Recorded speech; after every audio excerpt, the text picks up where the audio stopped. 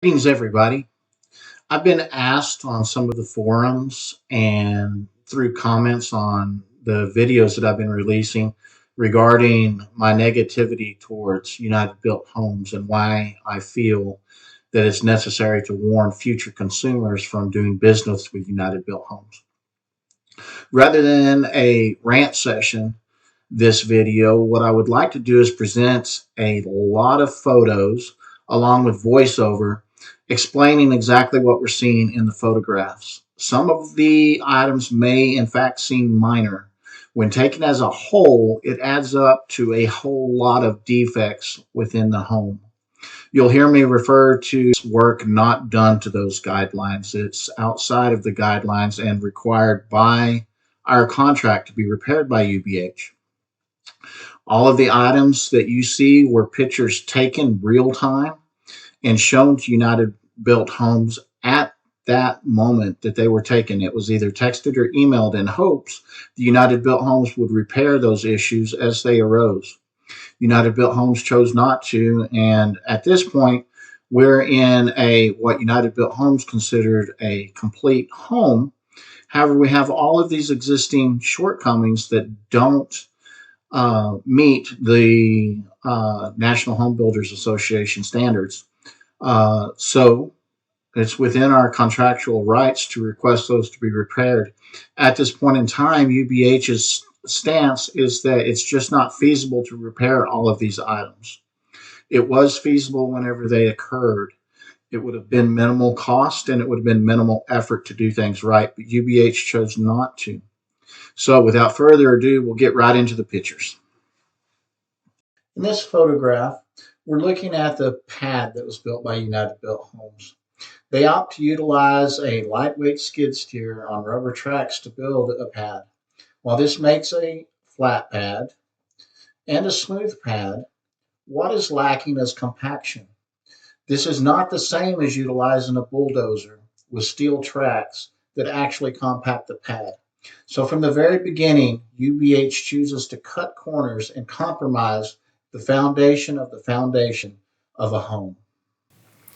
Overall, we were pretty happy with the preparation of the slab.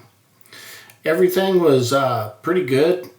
However, the plumbers forgot to place the conduits to connect the island to the main water system and electrical system. So Brady, our site superintendent, decided to do it himself. That's not necessarily a bad thing. However, the method that he chose to do it is bad.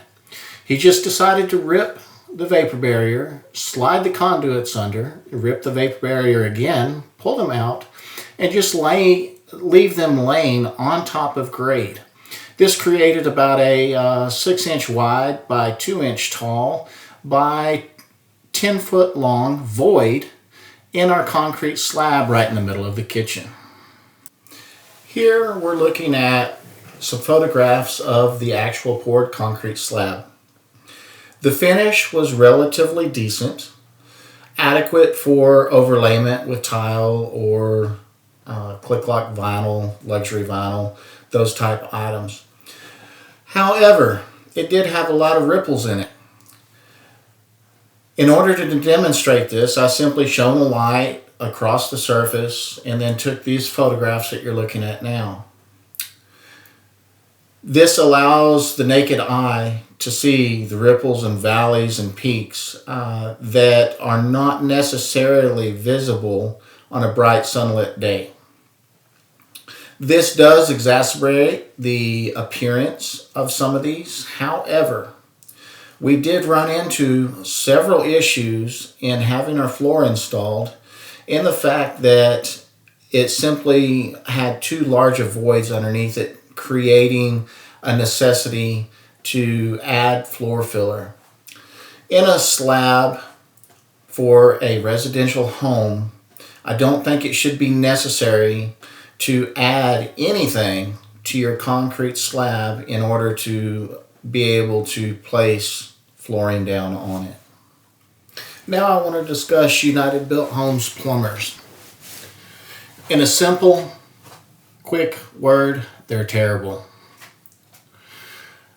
What we see right here is them missing a wall by a couple of inches to be centered in it.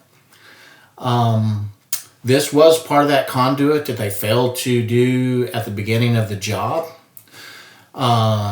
And as usual, things like this, one problem compounds to another problem, compounds to another problem.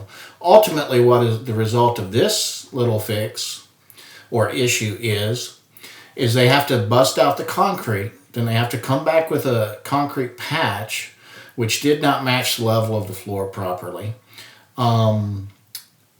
And just all in all, poor attention to detail resulted in a piss poor result. Here we're looking at one of the toilet flanges. Our house is a 2-bathroom house. And standard is to be 2 inches on center from the wall. As you can see, they missed it. I'm not quite sure if they had a broken tape measure or if they just didn't know how to read it. In addition, one of our toilets is in actually just a water closet, quite a narrow room, and they off-centered that within the room as well. So it's closer to one side of the room than the other. And while it's only about an inch difference, whenever it's in a narrow enclosure like that, it's very noticeable. It's one of those things UBH is just asking us. What we're viewing here is in the attic. This is simply our hot water lines and cold water lines. As an FYI, I would not personally advise running water lines in the attic. It was a compromise that we made with UBH, and it's not a terrible idea as long as they're installed properly. However, just here recently we got to discover the results of them being installed improperly, in that our water randomly froze with no real explanation of why it was doing it. I had to go up into the attic and find out why we had certain faucets that worked and certain faucets that didn't. And this is what I found. Randomly throughout the attic, there were exposed hot water lines and there were exposed cold water lines. No rhyme or reason. The plumbers were asked to relocate a hose bib due to having an issue with where the electrical main disconnect would be. This is how they decided to move that hose bib in the condition that they left the house. They're about 1 foot away from a window so they could see the inside and outside of the house, but that's where they chose to place the hose bib rather than 2 inches to the left. One of the final issues I'll discuss about the plumbers is right here. They plumbed our house with propane, and our build called for a standard stove recess. As you can see, the stove sits about 5 inches outside of where it should be sitting. This is because the plumbers chose to bring the propane line out about 14 inches above the floor. There's no rhyme or reason to that when you look at stove hookups. Most of the ones that I looked up were within the bottom 9 inches of the stove. There may be others that call for an outlet to be higher, but to stick out the wall and hold the stove off the wall like this is rather ridiculous. Once again, poor attention to detail. One final issue that we had with the plumbers. This was that inside view of that hose bib that they replaced. As you can see, the line resides in between the insulation and the exterior sheathing of the wall. And as you can see, there's no pipe insulation on it. This is on a north-facing wall. UBH and the plumbers both felt that this was acceptable to leave this just like this. Had I not discovered it, they would not have changed it at all. They actually had to come in and remove sheetrock to place the pipe wrap properly. I don't want these videos to get too long or monotonous, so I'm going to wrap this one up right here. And I will be working on the next one, discussing more of the framing, the exterior, and the insulation and home efficiencies, shortcomings, things like that. Thanks for watching. If you have any questions or comments, please, by all means, leave them below. And like and subscribe, please. Also, share this with anybody that you think might be benefited from learning about United Built Homes.